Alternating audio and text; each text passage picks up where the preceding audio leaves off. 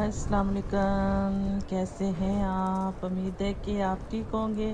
अल्लाह का शुक्र है हम भी ठीक हैं। तो कैसे दिन आपके गुज़र रहे हैं? अच्छे गुज़र रहे होंगे क्योंकि गर्मियाँ हैं, मौसम चेंज हो गया है।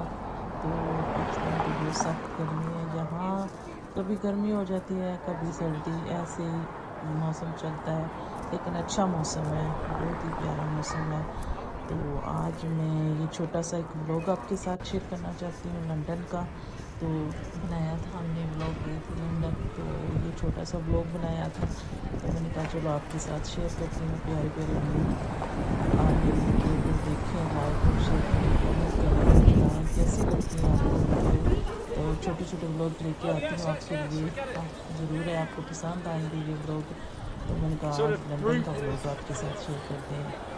तो अगर आपको मेरी वीडियो ये पसंद आए, लाइक और शेयर करना, कमेंट करना। खुदा हाफिज़, दुआओं में मुझे याद रखना।